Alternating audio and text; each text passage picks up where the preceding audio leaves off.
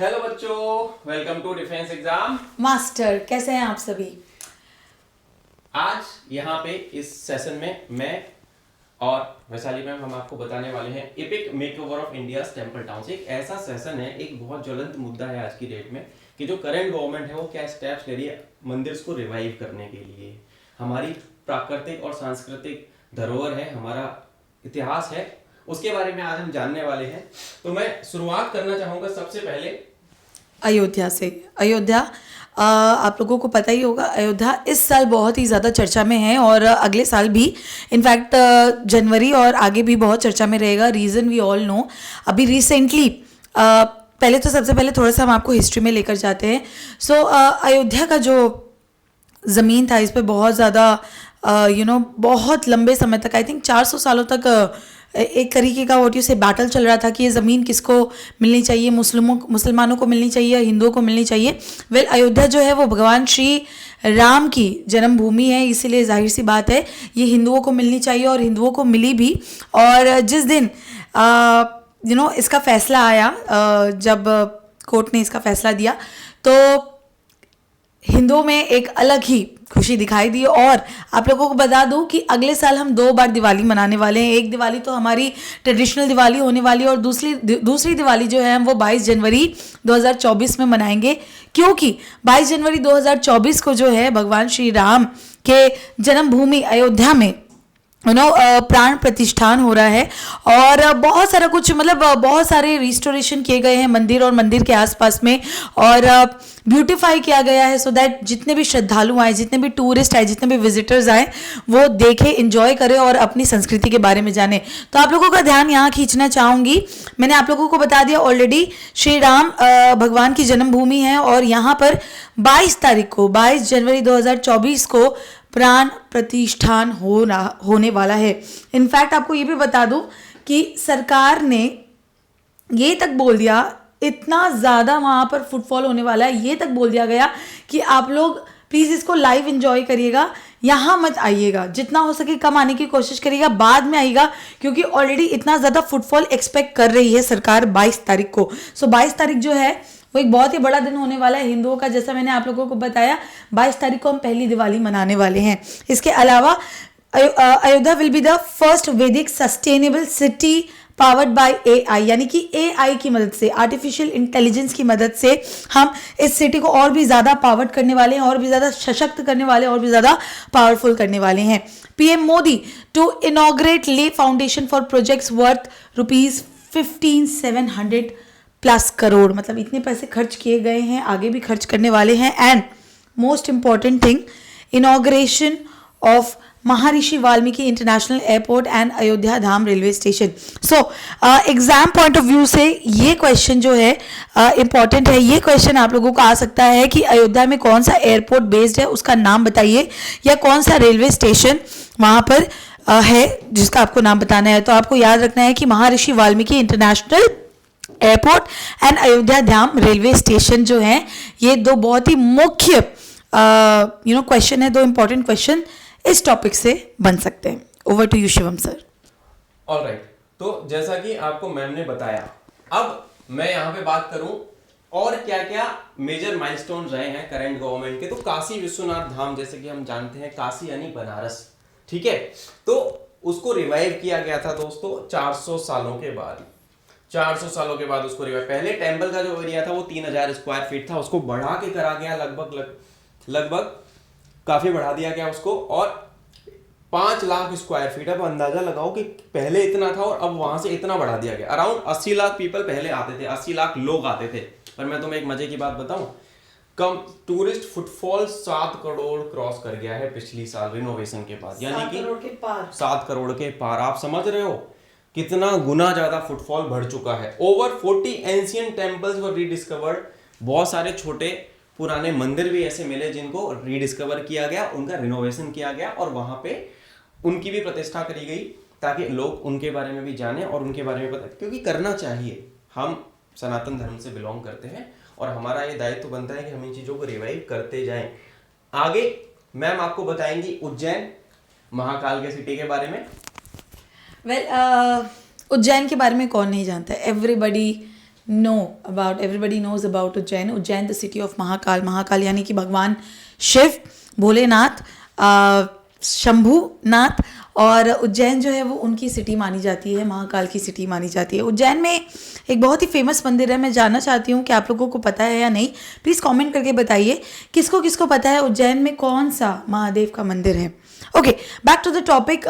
Temple precinct to be expanded nearly 7 times. यानी कि जितना एरिया था टेम्पल का पहले, वो अब अगले साल उसको 7 गुना बढ़ाया जा रहा है. मतलब कि मान लो अगर 1000 स्क्वायर मीटर का था, एग्जाम्पल के लिए बता रही हूँ, तो अब उसका 7 गुना आप कर दो, 7000 स्क्वायर मीटर का टेम्पल होने वाला है. It is just an example.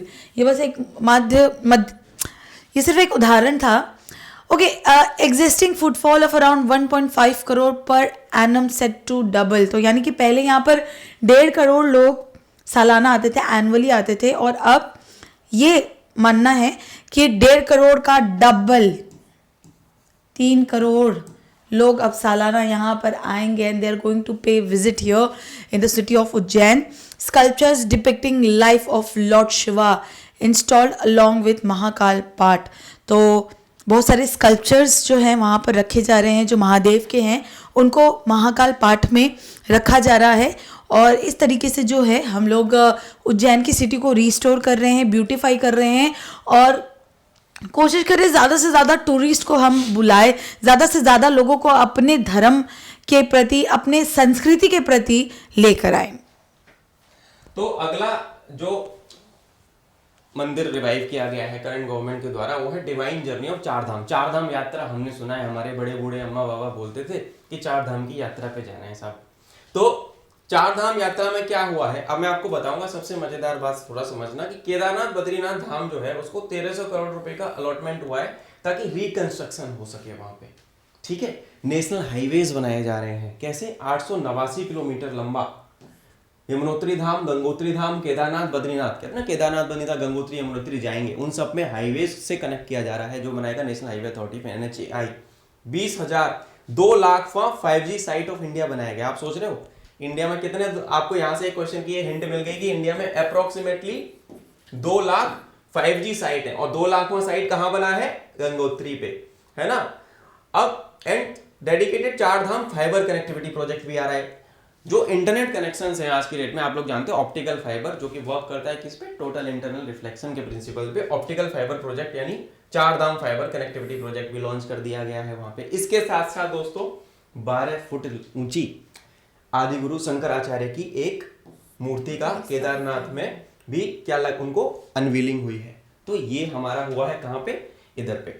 आगे अब मैम आपको बताएंगी कि सोमनाथ का मंदिर. सोमनाथ में मैम एक चीज मैं ऐड करना चाहूंगा, ये वही मंदिर है जो इतना एक टाइम पे अमीर हुआ करता था. जब आप इतिहास पढ़ोगे ना, एंशिएंट हिस्ट्री पढ़ोगे, तो पता लगेगा कि इस मंदिर को कितनी बार लूटा गया विदेशी लूट आक्रमणकारियों के द्वारा. हमारे पास इतनी संपत्ति थी, इतना सोना चांदी हीरे जवाहरात थे कि लोग हमारे मंदिरों को लूट के लेके जाते थे. ये ताकत है हमारे मंदिरों की. तो ये मैम आपको बताएंगी कि यहाँ पे सोमनाथ में क्या हो रहा है. सोमनाथ वैसे गुजरात में आता है.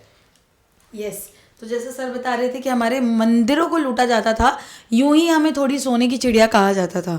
ऑफ कोर्स हम सोने की चिड़िया थे, तभी हमें लूटा गया, क्योंकि लूटते किसको हैं? जो रिच होते हैं, जो अमीर होते हैं, जिनके पास पैसा होता है, जिनके पास चीज़ें होती हैं, उनको लूटते हैं. तो हमें भी लूटा गया, लेकिन अब हमने प्रण लिया है, हमने अब मान लिया है कि अब हम जो है हमारी संस्कृति को वापस लेकर आएंगे. तो चलिए अब मैं आपको थोड़ा सा सोमनाथ के बारे में बताती हूँ.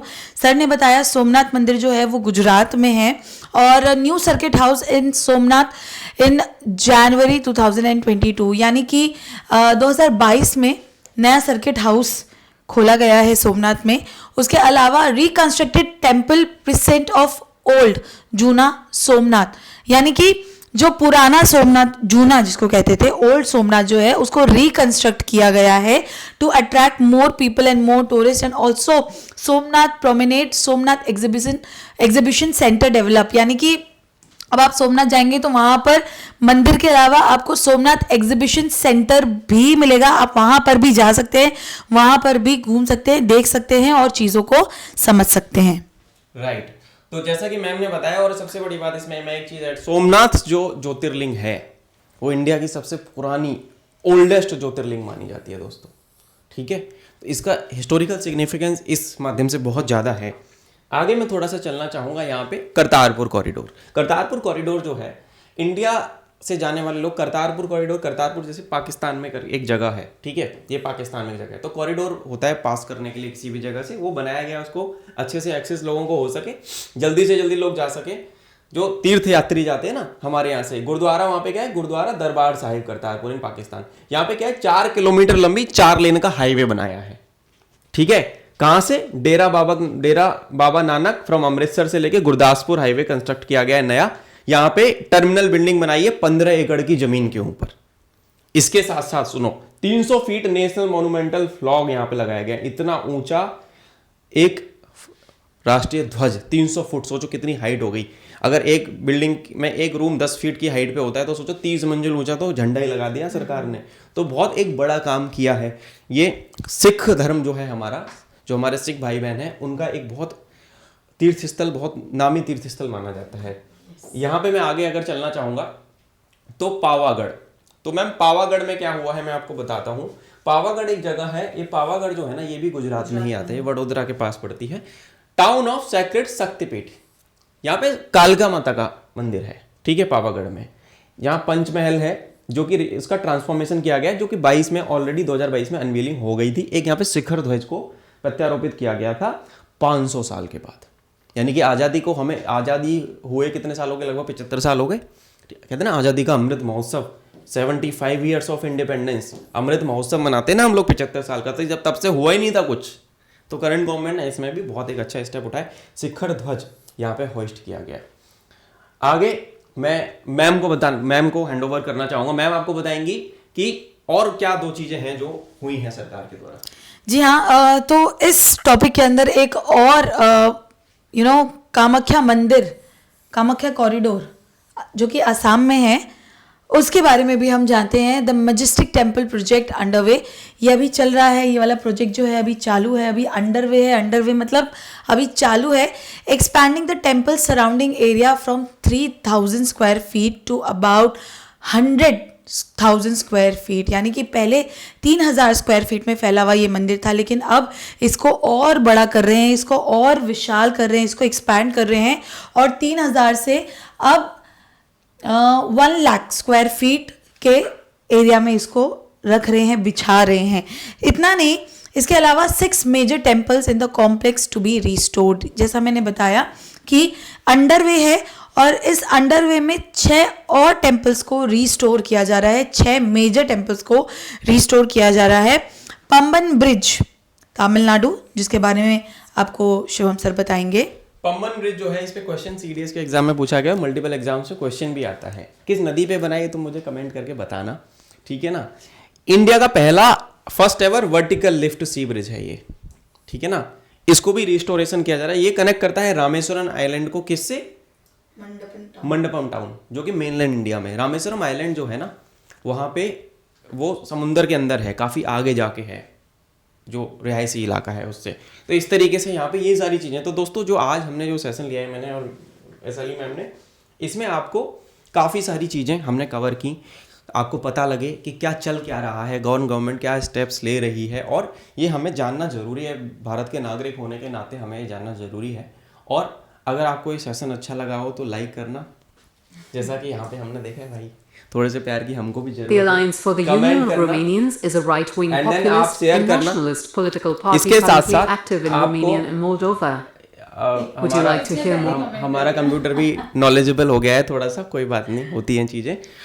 लाइक करना, कमेंट करके हमें बताना ये सेशन आपको कैसा लगा। मैं और वैशाली मैम ऐसे ही जो रीसेंट अफेयर्स है ना, जो बहुत ज़्यादा इंपॉर्टेंट करंट अफेयर्स की न्यूज़ होती है, जिसको जानना हर देश के हर नागरिक को है, ज़रूरी है सबको जानना, हम लाते रहेंगे। और इसको शेयर जरूर कर देना यार, sharing is caring, you know, ठीक है।